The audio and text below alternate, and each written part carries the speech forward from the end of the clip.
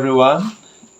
Greetings. Welcome to your favorite podcast channel, Nigeria Unfiltered. Yeah, we are committed to bring to you information, news, and everything that is trending so that you'll be equipped and informed to make right decision and come up with evidence-based information. Thank you very much. And I also want to use this medium to appreciate our dear listeners, viewers, and subscribers. I want to let you know that without you, Nigeria Unfiltered won't see the light of the day. Okay, I remain my humble self, Shalom Ufoma Erode, and we are about the series, The History of Nigeria. On our last series, we talked about the Hausa Fulani Emirate, and today we're going to be looking at the Yoruba people in West Africa, southern part of Nigeria, the west part of it. And if you want to talk about the history of the Yoruba, there is no way you can't mention where they come from. And the ancestral home of the Yorubas remains ILE-IFE. Now, the Yoruba people trace their origin to Oduduwa. Oduduwa has sent his son Orisa-Nla to the earth. And history has it that Orisa-Nla, the first place he came to is the present day ILE-IFE. Hence, the origin and the ancestral home of the Yoruba people is ILE-IFE. And the Ooni of Ife in this regard is the political head. You want to say political head of the Yoruba kingdom. And also is the religious head and traditional head of the Yoruba people. That said, the Ooni of Ife has different sons, and these sons went to form their own kingdom. That is where we have the Oba of Egbaland. We also have the Oba of Akure. We also have the Alaafin of Oyo. However, history has it that in the 15th, 16th, and 17th century, the Alaafin of Oyo, one of the sons of the Ooni of Ife, spread his tentacles and became so powerful and popular. And that is how we come about the great Oyo Empire. So if you want to talk about pre-colonial Nigeria, we specialize on the Oyo Empire. Oyo Empire became so powerful. Hence, historians discuss it when looking at the pre-colonial history of Nigeria. The basic unit of administration of the Yoruba people in this regard, the Oyo Empire, is a town. The town is headed by a Baale. The Baale is, in present nomenclature, a chief, a town chief, who represents the Alaafin or the Oba, who is the head of the empire. The Baale is in charge of various family groups that domicile in the town. The head of the Oyo Empire is the Alaafin or the Oba. I like you to know that the Oyo Empire is a cephalous society. Cephalous in the sense that it is well organized, structured, and every system, every part of the system function in order to make the system effective. The Alaafin of the kingdom does not enjoy absolute power, unlike his colleague in the Hausa Fulani Emirate. In this regard, the Alaafin of Oyo, or the Oba of Oyo, enjoys limited or constitutional power. Hence, it is a constitutional monarchy. Enthronement to the position of the Alaafin or Oba is by primogeniture. The first son inherits the throne. That said, the reason why the Alaafin of the Oyo Empire does not enjoy absolute power is because of the presence of certain powerful personalities. These powerful personalities work together with the Oba to ensure a seamless administration. While the Oba represents the political power, the Yoruba people, they are basically traditionalists according to history. They have the deity, they have the Shango, the god of thunder, Ogun, god of iron, and they are so loyal to their god. Thanks for modernization and the wave of Christianity, you cannot see that in Nigeria, most of the clergy men or henchmen comes from the Yoruba society. That said, in the old Oyo Empire, certain power brokers exist, and I would like you to listen keenly as I take you through history. The first persons that are so powerful and the Oba cannot do without them is a group of 7 kingmakers, and they are known as the Oyo Mesi. The Oyo Mesi are 7 families, and according to history, they are the founding fathers of the Oyo Empire. The head of the Oyo Mesi is known as Bashoru. Bashoru is in present palace the prime minister of the Oyo Empire. There's something about the Bashoru that you must know.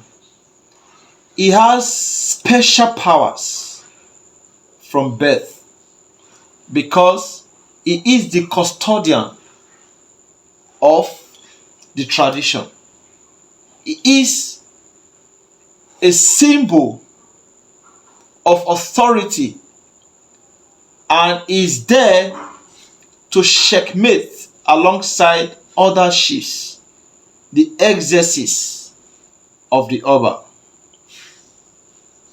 The Bashoru, according to tradition, has the power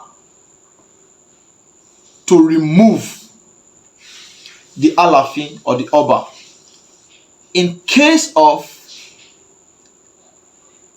a situation where the Oba becomes unpopular, becomes dictatorial, a tyrant, coming up with draconian laws, obnoxious laws, arbitrary laws, and laws that are negative to human nature. And what is the action the Bashoru is obliged to take? In any of these instances I just mentioned, where the Oba becomes unpopular because of his actions, it is mandated of the Bashoru to present an empty calabash to the Oba or the Alaafin. A presentation of an empty calabash to the monarch has two connotative meaning. The first implication is that the Oba has been rejected. The Oba has become unpopular and the people can no longer trust him. Hence, they have rejected him. And by implication, the Oba, upon receiving the empty calabash, is meant to go commit suicide. You can see how powerful the Bashiru is, or was. It was so powerful that, in fact, it is almost difficult to kill the Bashiru. And I don't want to ask why, because it is very glaring that someone that can oppose authority must have some special powers, to back his or herself up. Back to the Oba. Remember, the Oba is the head, the executive head of the Oyo Empire. And I'd like to know that when I mention Oyo Empire, I am referring to the Yoruba people who occupy the southwestern part of Nigeria. Of course, the Oyo Mesi, they are the present-day legislative arm of the Oyo Empire. Together with the ILE-IFE, they make law and they enforce the laws. Another powerful group in the Oyo Empire is the Ogboni fraternity. The Ogboni fraternity is a powerful group and they work alongside the Oyo Mesi. So powerful is this group that they possess and they wield certain powers, spiritual powers. And of course, you know what that means. Most Obas are members of the Ogboni fraternity. History has it that the head of this group is called the Oluwo. Oluwo presides over the Ogboni association. If you follow through, you will see that unlike the Hausa Fulani Emirate, where the ILE-IFE enjoys absolute powers, the Oba of the Oyo Empire has certain limitations. There are checks and balances. Moving on, there is another powerful group in the Oyo Empire. And this group is called the Eso group. Eso group. When we say Eso group, we're referring to the military base of the Oyo Kingdom. Of course, for any government to call itself a government, it must have measures to protect and defend its territory. So the military base of the Oyo Empire is known as the Eso group. And it is headed by another powerful personality. And who is that? It is the Are Ona Kakanfo. No man of small height can be given this title. Even in present day, the Yoruba kingdom, you can't get any Tom, Dick and Harry bearing that title.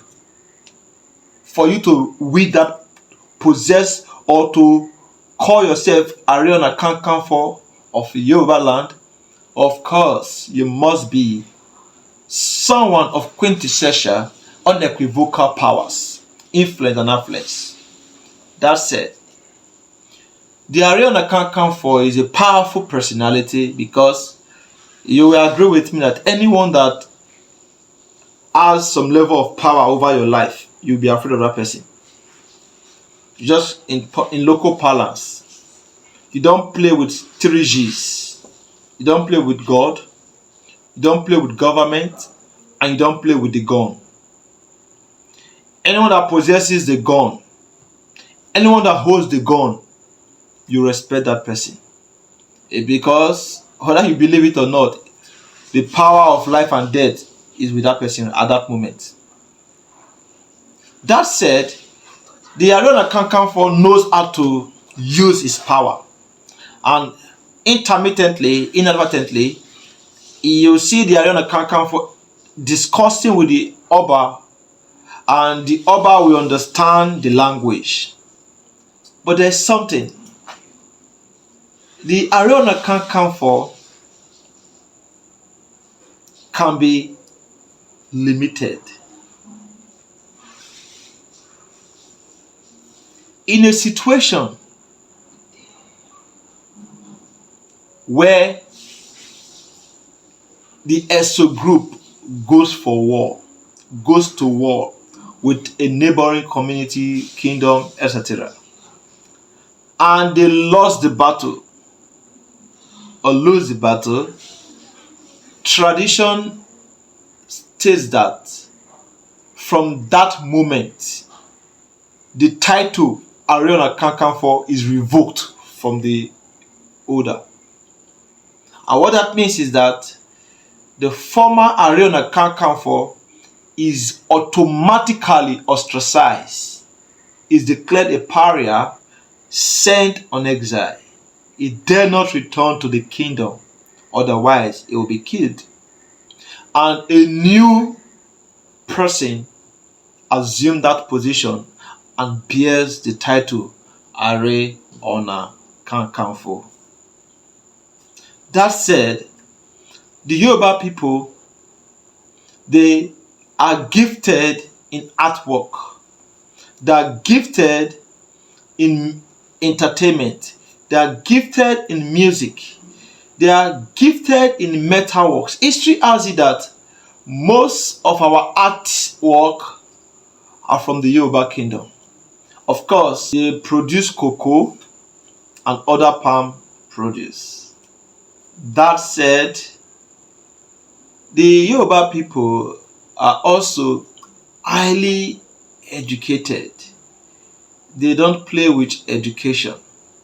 And history has it that the first set of persons that the white man visited were linked to the Yorubas. The first set of persons the white man visited were linked to the Yorubas. Not just the Yorubas, the South, some areas of the South and the Yoruba kingdom. Before I draw a curtain, I also like to say something about another set of the Yoruba people, and that is Eko, present-day Lagos. In 1860, the British officials penetrated Eko, and they came with what we call the gunboat diplomacy. Gunboat diplomacy in local parlance simply means they came with a two-sided program and strategy. Whilst they held the Bible on one hand, they came with the gun on the other hand. And annexing Eko was not without stiff opposition, because the then Oba of Eko, Oba Kosoko, vehemently opposed colonialism. So what they did, after talking about the Bible, and Oba Kosoko refused, he was meant to smell the barrel of the gun. And in 1861, history has it that Oba Kosoko the Great was deposed from his throne, removed and embarrassed from his people. And in same vein, his cousin brother, Oba Akintoye, was made the Oba of Eko. And in 1862, officially, Eko became a colony. So that said, I'd like you, if you're Yoruba, wherever you are in the world, do engage, comment, constructively critique, and of course subscribe to our channel. And that is all we have for you today, and I'm glad to have you listen to me, and we're looking forward to our next series on this episode, History of Nigeria. Till when next we meet again, I remain Shalom Ufoma Irode. And here is me telling you, bye.